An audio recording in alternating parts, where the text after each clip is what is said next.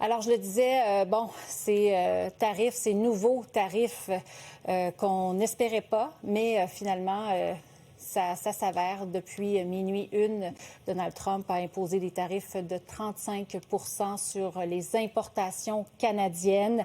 Ça ne touche pas les produits inclus dans l'accord de libre-échange Canada, États-Unis, Mexique.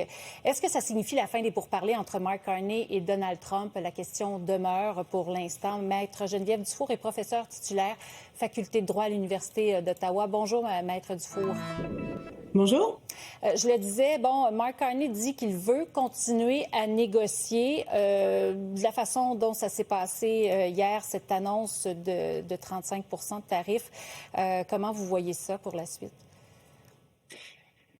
En fait, la date du 1er août avait été fixée par M. Trump. C'est pas une date butoir, obligatoire, après laquelle rien ne peut se passer. Donc, M. Trump avait dit « Je veux faire des ententes avec l'ensemble des pays du monde, dont le Canada, d'ici le 1er août. » D'ailleurs, on parle beaucoup aujourd'hui du 35 imposé au Canada, mais il faut le dire, M. Trump a signé finalement hier son fameux décret dans lequel il impose des droits de douane, des surtaxes douanières à peu près à l'ensemble des pays de la planète. Ouais. Donc, le Canada n'est pas dans une classe à part. Nous, on voulait avoir une entente avec M. Trump, mais on ne voulait pas une entente à tout prix. M. Carney l'avait bien répété, on ne signera pas de mauvaise entente. Et la raison est simple, c'est que nous avons déjà une entente avec les États-Unis. Ouais. Nous avons notre accord de libre-échange qu'on a signé avec M. Trump. On se rappelle que durant Trump 1, on a renégocié l'ALENA et ça a donné lieu à l'ASEUM, l'accord Canada-États-Unis-Mexique. Et donc, lorsqu'on parle de 35 de droits de douane appliqués à partir de dans une semaine, on parle de 35 de droits de douane appliqués sur les biens qui ne se qualifient pas pour l'exemption de droits de douane au regard de notre accord de libre-échange.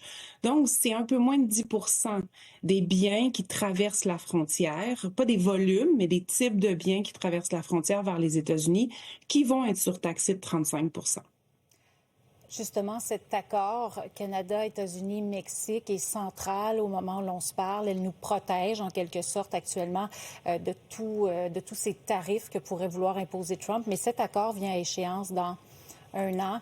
Est-ce que vous croyez que dans le contexte, le président américain va justement vouloir retravailler, s'attaquer à cet accord en quelque sorte? C'est quelque chose que M. Trump veut nous faire croire, que l'accord vient à échéance dans un an. L'accord vient à échéance plutôt dans 10 ans. En fait, lorsque l'accord de libre-échange a été conclu, il a été conclu pour 16 ans. C'est très, très clair, c'est écrit dans l'accord. Et à chaque 6 ans, les pays doivent le renouveler pour un 10 ans supplémentaire.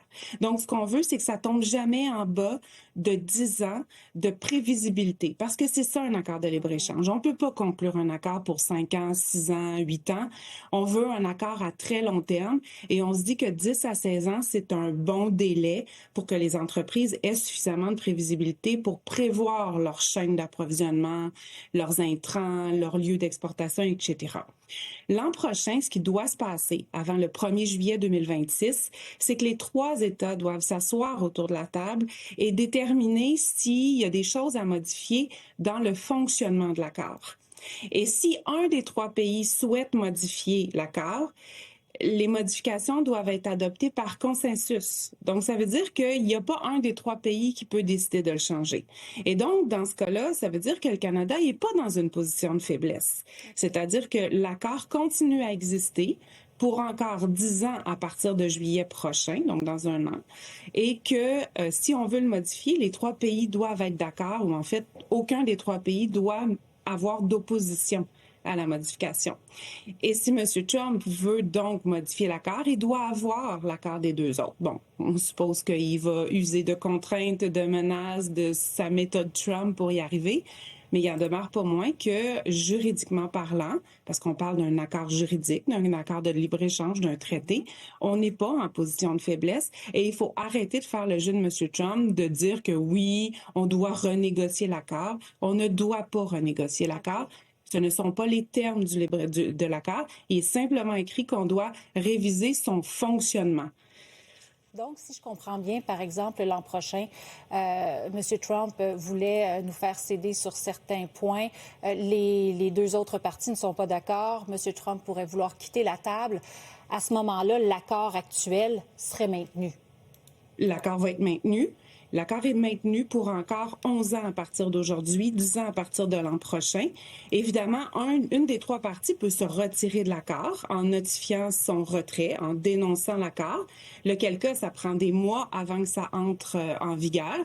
Et ben voilà, laissons porter l'odieux à M. Trump de se retirer, mais il ne se retirera pas. Pourquoi pensez-vous qu'il exclut les surtaxes douanières des biens qui sont couverts par la CIUM? C'est parce que son économie en a besoin. Pourquoi est-ce qu'il frappe le monde entier, l'Union européenne, le Japon, la Corée de surtaxes douanières très, très larges, alors que nous, c'est uniquement sur les biens qui sont non couverts par la CIUM. Et nous, on n'est pas non plus dans le décret, le fameux décret sur les surtaxes douanières réciproques. On a notre petit décret à nous, et nous, c'est pour motif de lutte contre le fentanyl. Maître Geneviève Dufour, c'est tout le temps que nous avons. C'est fort intéressant. Merci beaucoup pour cet éclairage. Ça fait plaisir. Bonne journée. Au revoir.